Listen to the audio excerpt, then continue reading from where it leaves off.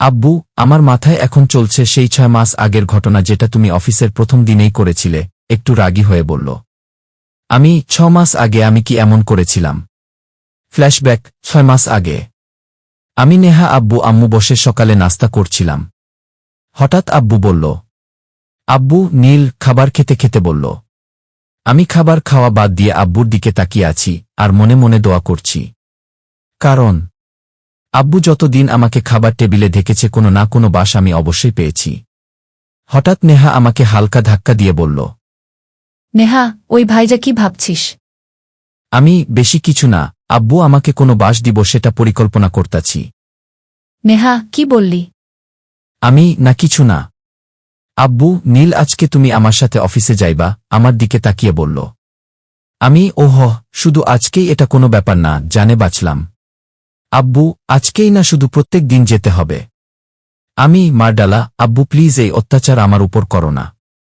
আব্বু, এক হলে আমার সাথে অফিসে চলো, আর না হলে আমার বন্ধুর মেয়েকে বিয়ে করো, বলেই আবার খাবার খেতে লাগল। আমি তো তোমার সব বন্ধুদের চিনি, কিন্তু তাদের কারোর তো কোনো মেয়ে নাই, আর থাকলে তাদের বিয়ে হয়ে গিয়েছেন। আব্বু, তুমি আমার এক বন্ধুকে এখন পর্যন্ত দেখোনি, কারণ ওরা এখানে থাকে না। এখন বলো অত্যাচার সহ্য করবে নাকি বিয়ে করবে? আমি রাজি। আম্মু, কি তুই বিয়ে করতে রাজি? অবাক হয়ে। আরে না, আমি আব্বুর সাথে অফিসে যেতে রাজি। কি আর করার, নাস্তা করে অফিসের জন্য রেডি হয়ে আব্বুর সাথে অফিসে আসতে হলো। অফিসে এসে আব্বু সবার সামনে একটা ঘোষণা করল যে এখন থেকে এই কোম্পানির সব দায়িত্ব আমার উপর। প্যারা। আব্বু আমাকে আমার কেবিন দেখিয়ে দিল। কেবিনে গিয়ে বসতে না বসতেই দরজায় শামসুল হক নক করল। শামসুল হক, স্যার আসব। আব্বু, হুম আসেন। শামসুল হক ভিতরে আসতেই আব্বু বলল, আব্বু, শামসুল সাহেব আজ থেকে আপনি আমার ছেলের PA, ওকে সব কিছু ভালোভাবে বুঝিয়ে দিবেন। চেয়ার থেকে উঠে বলল শামসুল হক, ঠিক আছে স্যার। আব্বু, তুমি কি এখন কোথাও যাবে নাকি? আব্বু, হুম, বাসায় যাচ্ছি তোমার আম্মুকে সময় দিতে। আমি আব্বু, তুমি আমার কোম্পানিটাকে সময় দাও, বলেই আব্বু চলে গেল। 3টা ঘন্টা শামসুল হক মানে আমার PA আমার মাথা খাইল। তারপর আমাকে সব বুঝিয়ে দিয়ে উনি চলে গেলেন। আর আমি এই সুযোগে আব্বুকে একটা মেসেজ করে অফিস থেকে পালিয়ে গেলাম। 2 দিন পর্যন্ত বাসায় না এসে হোটেলে থাকলাম, কারণ আম্মু বলেছিল আব্বু নাকি রেগে আছে। তাই আব্বু রাগ কমার পরই বাসায় আসলাম। ভেবেছিলাম আব্বু হয়তো বিয়ের কথাটা ভুলে গিয়েছে, কিন্তু কিছুদিন আগেই আব্বুর কথা মতো আমার বিয়ে করিয়ে দিল তার বন্ধুর মেয়ের সাথে।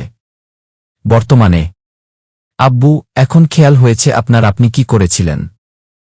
ওহ, ওটা তো ভুলে হয়ে গিয়েছিল। আব্বু, এখন আমি আর সেই ভুল করার আর সুযোগ দিতে চাই না। আব্বু প্লিজ, এখন আমি ভালো হয়ে গিয়েছি, ভালোভাবে সব দায়িত্ব পালন করব, আর ও দিনের জন্য সরি। আব্বু, একবার ভেবে দেখো, এটা কিন্তু অনেক বড় দায়িত্ব। এই বেকার নামের ট্যাগটা সরাতে আমি সব করতে রাজি, বিড়বিড় করে বললাম। আব্বু, ঠিক আছে তাহলে, আমি মিটিংটা শেষ করে শামসুল সাহেবকে তোমার কথা বলে বাসায় চলে যাচ্ছি। ঠিক আছে। আব্বু চলে গেল। কিছু সময় পর শামসুল হক এসে আমাকে আগের মতো সবকিছু বুঝিয়ে দিতে লাগল। সন্ধ্যা অফিস থেকে বের হলাম। আজকে দিনটা কেমন যেন লাগছে, আজকে থেকে আর কেউ আমাকে বেকার বলবে না, এটা ভেবে এক অন্যরকম ভালো লাগা কাজ করছে। রিকশায় করে বাসায় আসলাম। বাসায় আসতেই কারোর সাথে কোনো কথা না বলে দিলাম এক ঘুম। রাত 10টায় ঘুম থেকে উঠলাম। ফ্রেশ হয়ে নিচে আসলাম। আব্বু আম্মু নেহাকি নিয়ে যেন হাসাহাসি করছিল, কিন্তু আমাকে দেখতেই সবাই চুপ হয়ে গেল। আম্মু উঠে আমার কাছে এসে বলল, আম্মু, ভাহ, আমার ছেলেটা এখন বেকার নয়, এত বড় হয়ে গিয়েছে, আর আমি বুঝতেই পারলাম না। আম্মু কথাটা বলতেই সবাই আবার হাসতে শুরু করল। আমার সাথে কি তোমরা মজা নিচ্ছ? নেহা, হুম।